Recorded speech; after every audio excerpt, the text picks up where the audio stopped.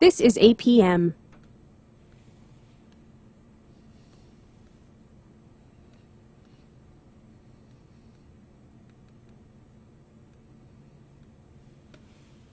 San Juan Regional Medical Center is your community hospital, committed to making life better for the communities we are privileged to serve. In fact, better is our mission, improving lives through personalized health and care. What matters most to our patients matters most to us, offering a comprehensive range of inpatient, outpatient, and emergency care services so you can get the quality care you need right here at home. San Juan Regional Medical Center, celebrating life better here since 1910. KSJE is supported by the Farmington Museum. What if you could jump into the world of wild kratts and swing through the trees like a monkey, or hunt like a dragonfish? Now you can. Wild Kratts, Creature Power, and Ocean Adventure Museum exhibit, opening September 24th through January 7th at the Farmington Museum. Tickets at farmingtonmuseum.org.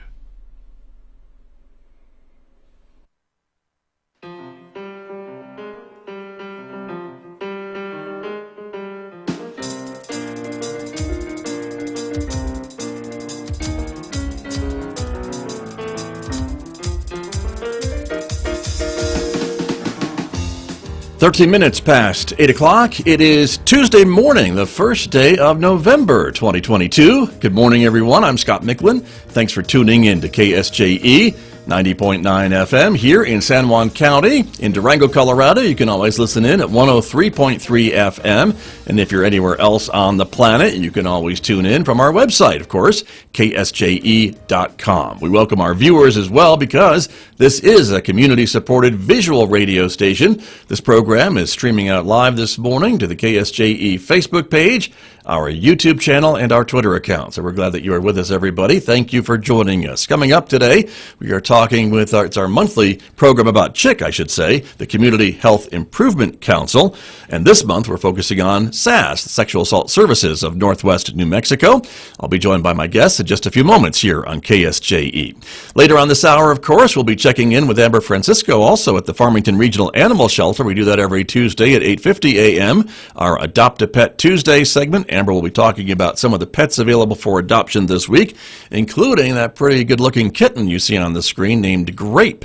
We'll learn more about Grape and the other animals coming up today at 8:50 a.m. here on KSJE. Next hour, Mick Hess is going to take us roving with the arts, our weekday classical music program, of course. Today, Mick has music lined up from Telemann, Schubert, and Liszt. That's coming up today on Roving with the Arts on KSJE. Don't forget, you can also connect with us on Instagram in addition to our other social media platforms. And if you're a podcast person, you can subscribe for free to KSJE Podcast, wherever you listen to podcasts, and maybe discover a new program that you may have missed before. Outside our studios here at San Juan College, it is clear and sunny and bright today, 32 degrees at the moment here in Farmington. We are expecting a partly sunny day today with a forecast high this afternoon of about 65 degrees. Not as cold overnight tonight with a low of 44. Partly sunny skies tomorrow with a high of 63 on Wednesday. But take a look. Maybe a chance of showers developing Wednesday night on into Thursday and Friday. A 50% chance of showers Wednesday night. 70% chance of rain or snow showers on Thursday with a high near 50. And a 40% chance of rain or snow showers on Friday with a high only reaching 43 degrees. Well, let me introduce my guests who are joining me this morning remotely from their offices at Sexual Assault Services in Northwest New Mexico. Brandy Wright is here and Eliana Butler is here. Good morning to both of you and thank you for joining me. Good morning. Thanks for having us. You're very welcome. There you are. We had some technical issues before the show, but we figured them out, and so I appreciate everyone's patience with me as we did that. But great to have you here. Eliana Butler, let me start with you a little bit about SAS and the work that SAS does, of course, in the community. And SAS is a member of CHIC, of course, the Community Health Improvement Council. Yeah, thanks. We're glad to be on with you again today, and that CHIC has these slots to highlight the different organizations involved in the Community Health Improvement Council. We participate monthly in the meetings as sort of a community of prevention in all sorts of different ways. And I'm sure on your show they've talked about the spokes of the wheel in terms of health. And we fit in that anti-violence health realm of the spoke of their wheel. Exactly. And a great effort, I think, to bring a lot of different organizations like SAS to the table to talk about the services that you provide and maybe hear about services provided by other organizations in the community as well, which may be helpful to know about. Absolutely. It kind of ties us all together in all the work because everyone is affected by various issues, or the community as a whole is affected by various issues. And so just knowing what each other are doing, even though we might be that different issue, it still ties us together around preventing and working toward the better health of our community as a whole. Right. And of course, getting the word out, I know, is a full-time job for a lot of nonprofits and other groups in the community. And so I wanted to ask you a bit about your plans to do that. I know you all are getting involved with the Festival of Trees. Gosh, that's coming up soon. And so talk to me a little bit about that. Brandy, is that a project that you're working on? Yeah, so the Festival of Trees is really an opportunity for us to honor the men and women in our community who have lost their lives to violence. And then it just kind of opened up for us to be able to honor other folks who've experienced sexual violence. And so what we're doing is our tree is called Dedication of Colors, and we've really just pulled together all of those colors of a ribbon that you might wear to build awareness around something.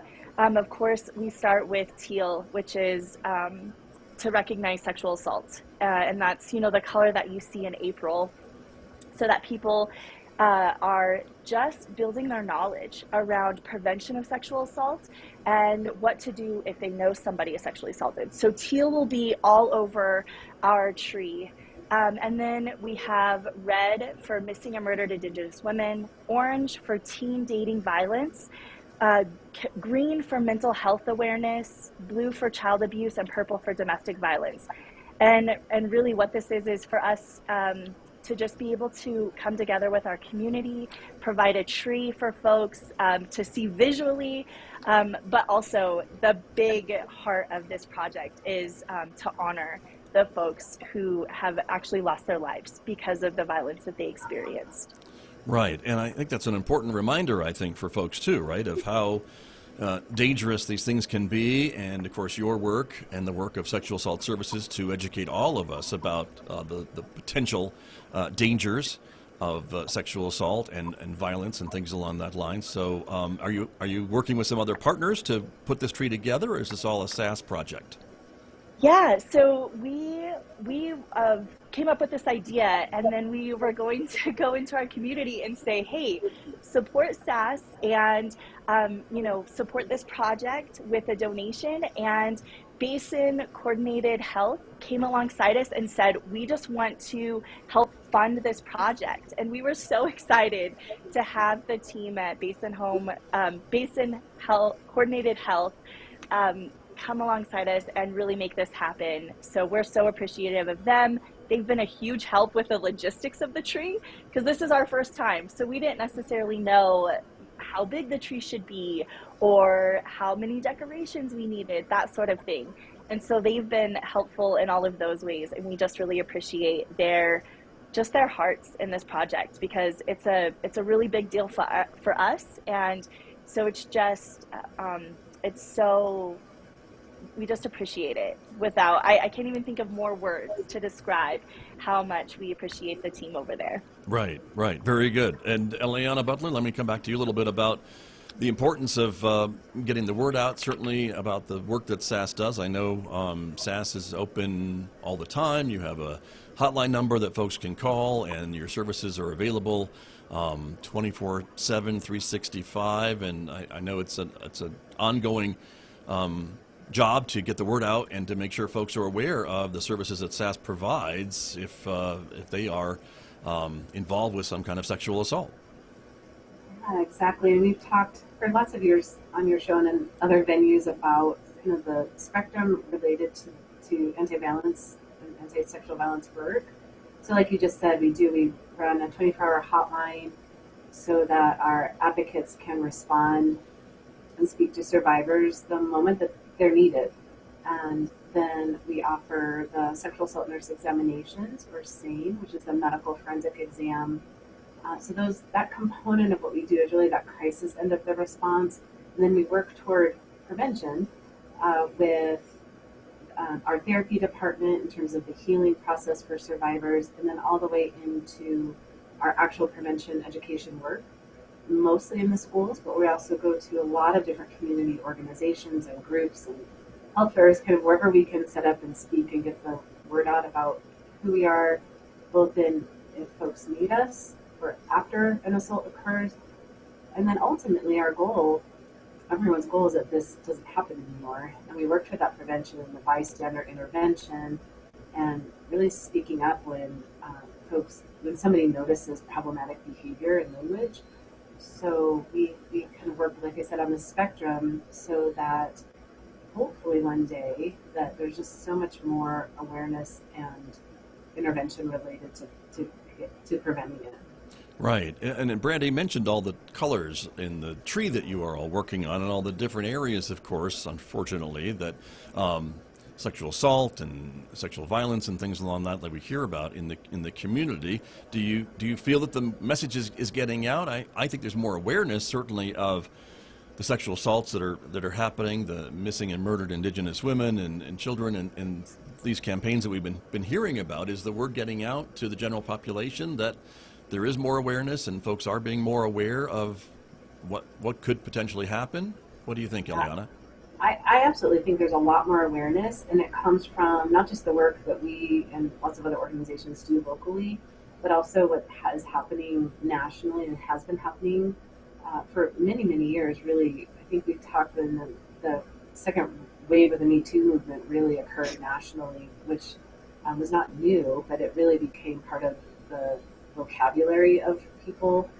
And so in terms of, yes, awareness, it's absolutely there. Unfortunately, it's still occurring. I was just looking at our numbers this morning for a year, and we do this with you sometimes, is how many sexual assaults occur in this community, or how many are we seeing? And in terms of our SANE exams, we've completed 110 SANE exams this year. And this is not October 1st, it's November 1st. We still have a couple more months. So we tend to average between 120 and 130 survivors who we serve just through that component of our work, the crisis response for SANE and advocacy. And that's been incredibly consistent for the almost 19 years that we've been providing services. Got you. And let me ask the same question to Brandy as well. Brandy, do you think the word is getting out, more awareness of some of these situations, some of these issues that you mentioned that'll be represented on this tree at the Festival of Trees? Yeah, I do. I think that each color represents such an important part of just anti-violence work. And I think that just this office, but also so many other agencies in our community, do such a great job at being present and being consistent. Finding themselves in front of different meetings or in different spaces, just to build the awareness and build the knowledge that people have around anti-violence work. And so with that, they see these colors and they know, because our state in general, and it's because we have such a representation of different tribal areas and people doing work in tribal regions and areas, that I think when people see red, they know that represents missing and murdered Indigenous relatives and people. And so they're drawn to that. They see a red handprint on the back of somebody's car in our community, and they know what that means. And then, April is such a big month for us because we're just trying to be so consistent in building the awareness around sexual violence prevention. I will say that Family Crisis Center did a phenomenal job in October being present in our community to build awareness and to build people's knowledge around domestic violence, and just letting people know that the services are here in our community. And as you go through the different colors of this tree, I just want to build our community and just give such a big kudos to everybody, because I do think that every agency in our community is really just doing the best that they can to build that knowledge and to build the awareness. And I'll tell you, I will be in any kind of space and I can sometimes overhear people doing those things that we talk about in prevention, telling somebody that what they just said wasn't okay, or that, it was sexist, or it was misogynistic, or any of those things that are part of that continuum of harm. And they don't know that it's a continuum of harm unless they've heard one of us speak, but they're saying and they're doing those things. And I just think, again, it's because of the efforts that we put into the prevention work in this community. And so I just want to big claps for everybody who does work here in our community. Right, and that takes me back to C.H.I.C, right, the Community Health Improvement Council, and certainly getting the word out and promoting the prevention work that you all have been doing in the community for years and years really helps to make a healthier community, and that's kind of what C.H.I.C is all about. And I would say kudos to all of you for continuing to get the word out and hearing some of that back. It's got to feel really good that the message is getting out, and hopefully people are promoting it and putting others on notice that maybe they need to step up their awareness as well. Aliana, tell me a little bit about that, maybe with the work of C.H.I.C to create this healthier community when it comes to sexual assault prevention and things along that line. Sure. Well, C.H.I.C, I don't even remember when it started, but I've been involved with it for probably almost the whole time, pretty much the whole time we've been in existence, so going on 19 years. And it's taken on several different iterations, but I think the most important part is what Brandy just spoke to, is that consistency piece. Regularity of meeting, talking about the issues, and bringing them together. And when Brandy was talking about the different awareness ribbons and the colors and the various issues, they're so woven together. And C.H.I.C is coordinated and facilitated by San Juan County Partnership, and most people know them for their work around preventing underage drinking and some of those related issues. And all of it is so woven together that I just appreciate the fact that it's been so ongoing for so long, and that we're able to see how it's connected, because sometimes we folks in general, communities, agencies, can get kind of siloed into our particular issue. And so when we bring it to an awareness like this, where we can participate with you within the framework of C.H.I.C, that it helps people understand that mental health awareness, mental health folks that struggle with mental health issues, need support around what's happened to them, those underlying trauma, the underlying trauma that's occurred to them is so interwoven with things like domestic violence and sexual assault and child abuse, and all that comes together. And so you cannot parcel all of that out into one thing and deal with one thing at a time. It has to be brought together so that we can heal people as a whole. Right. And from what I have learned from doing these programs with C.H.I.C, a healthy community means a lot of different things. It's certainly sexual assault prevention and awareness. It can be transportation. It can be housing. It can be education.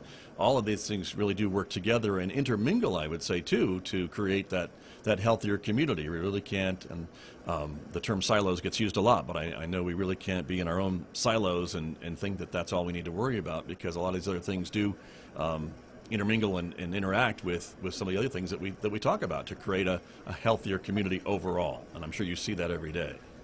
Absolutely. You said that so well. I don't need to repeat it. Thank you. You've been doing this a really long time with this too. Thank you very much. And I know that there's some other work going on too besides the Festival of Trees project, but I'm excited to see the efforts of your work at the Festival of Trees, of course, later on.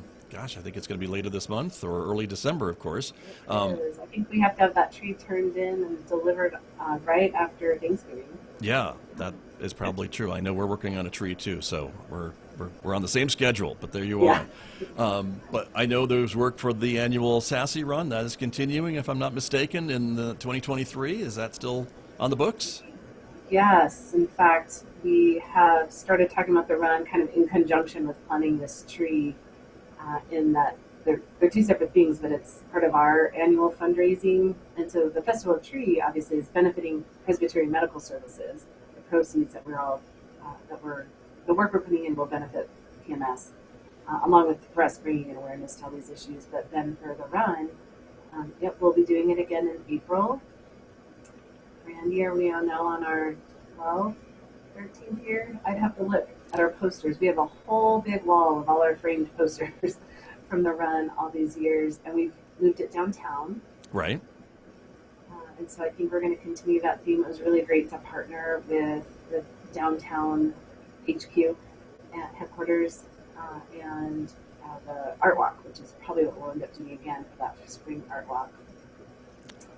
Gotcha. And so we are going to start doing fundraising for that. So anyone who's listening, or businesses who are considering looking toward their year-end donations and into next year, this is the time that we'll start reaching out as well to start building the support around the run. Very good. And Brandy Wright, let me come back to you and ask you about the C.H.I.C run. And it's probably not something you're thinking about right now, but hopefully you'll be running in a few months, right, to be part of this and get the word out about SAS. Yeah, so we would love for folks to be thinking right now about coming alongside us at SAS and being involved in the C.H.I.C run. And there's a couple of different ways that folks can do that. They can already be planning on participating in that run as a runner. It'll be a 5K, 10K run again, which we really loved the route around kind of downtown area. And then, of course, the fundraising part of it. We would love for folks to already be thinking about being a big sponsor for SAS and just how they might be able to fit that into their budgets, because it's going to come very quick. And that is really, that's the reason that we do the race. Is it's our big fundraiser for the year. And the folks that sponsor SAS and really push for this race to happen are we always want to recognize them in the biggest ways possible. And, the folks who come alongside SAS and just participate as runners, really what those people are doing are assisting the people who are in this office to continue to do the work in our community and help people who experience violence and just continue the services that we provide. So already we want to say, be thinking about coming alongside us and be one of those big sponsors for SAS, and also be training, because it's going to happen really soon. No kidding. Here we are in November already, so it is coming. And there was another fundraising effort that you made me aware of this morning that I wanted to make sure we mentioned before we run out of time this morning, and that is with the use of a credit card and a way to kind of help SAS by rounding up charges to a credit card. So, Brandy, are you the one to explain that to us? Brandy, or I can. Or Eliana, I think you could do that. We've lost Brandy for a moment. Now she's back. Oh, shoot. Okay. I don't know if you have the flyer. I'm just going to hold it up because I know y'all probably can't see it. We do have it on the screen. That's okay. You have it on the screen. Yep, we're back. So this is a round-out change from your credit card to benefit Sexual Assault Services of Northwest New Mexico. And so talk to me a little bit about how this works. So we switched our platform for online donations. And in that platform, they have, so what people originally normally expect to see through our website or on our Facebook page is a donate button. And that takes them to this new platform through Harness Giving, and they can still do the one-time donation. Can also do monthly reoccurring donations. But there's this really cool part of it that's roundup. And you probably have experienced this at the grocery store when you're checking out and the cashier asks you if you want to round up for a cause. Well, what this does is you actually create your own account, and you can enter in one or more credit cards and designate an amount your purchases will round up to every month that then will come into SAS on a monthly basis. So if you want to donate up to $25 a month and have it track through your credit card purchases, it will automatically do that, and then it starts over every month. So it's a really cool way the folks that are doing it now have said, gosh, I don't even notice that I'm rounding up 22 cents and 99 cents or whatever that looks like every purchase to this given amount. So it's a really neat way to designate and sort of like not even notice the expense out of your pocket. Right. But I imagine it does add up for SAS at the end of that month. It really does. And we have some folks who are also doing like a regular monthly donation of just say $20 or $25, and then they're doing roundup, and so then that's tacking on another anywhere between $10 and $15, $20 a month, and it makes a huge role of difference for us. And you've probably heard this in all the different campaigns and organizations that ask you to donate. Every dollar counts. It really does. Every dollar counts towards services to the survivors we serve and the prevention work we do, everything we just talked about. Right. Very true. Very true. Well, and Brandy, any thoughts about this new way to give to SAS? Yeah, I think that it is one of those things that it seems so small and it seems too easy, but it really is a great way for folks to just be a part of this cause and to support folks in our community just by donating your change. And I can think of all of the places that I go to. There are food places, so that just speaks to what I spend most of my money on, that say things like, do you want to donate your change and roundup to the children's hospital, or to fill in the blank anywhere. And it seems like really easy, and I always am like, yeah, sure, because it's 32 cents or 64 cents or whatever, and it's just a very easy way for folks to donate, instead of having to remember that at the end of the month you want to send in a check or something like that. This is just a very simple way to do that. And so all that a person has to do is scan that QR code, and it'll take you to that website, and then you just fill out a little information, and it'll connect your card that you want to do that through. So it's pretty easy, and it's a really big way to support folks, right? Support survivors. Definitely sounds like a great addition to the fundraising tools that you have at SAS. So good job with that, both of you. And we are just about out of time this morning, I'm sorry to say, but we will be looking forward to seeing your tree at the Festival of Trees, of course, which will be very colorful and meaningful, and with the help of the Basin Health companies, it sounds like. So congratulations on that partnership. And thank you both for joining me this morning. Is there anything else that we needed to mention before we run out of time? No, I don't think so. Thank you, Scott. Yeah, go ahead, Ileana. Oh, I was just going to say we look forward to seeing your tree, too. Thank you very much. Well, great to have you both on the air, of course. Thank you for being with me, and we'll look forward to seeing you at the Festival of Trees. Okay. Thank you Bye, very everyone. much. My guest this morning from SAS, Sexual Assault Services of Northwest New Mexico, with me this morning on KSJE. KSJE and San Juan College present the Student Success Coaching Tip of the Week. Week 11, study with friends and study groups. Encouraging friends to study with you can make everything more fun and productive. Ask your classmates to study with you at a certain time and location. Studying together in person can help you hold each other accountable too. You don't want to be that person who cancels or doesn't show, right?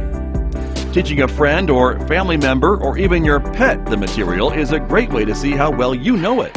When you explain it to someone else, you'll have a better grasp of which information you already have mastered and which information you need to study. The Student Success Coaching Tip of the Week, presented by KSJE and the Student Achievement Center at San Juan College. KSJE is supported by the San Juan Symphony, presenting The Majesty of Mozart, Saturday, November 5th at 7:30 p.m. in Farmington, and Sunday, November 6th at 3 p.m. in Durango. The concert features a combined 160-plus voice choir from Durango, Farmington, and Fort Lewis College, 4 soloists, and Mozart's Requiem Mass, his final musical statement. Find out more at sanjuansymphony.org. The Majesty of Mozart, November 5th and 6th. Deep fakes are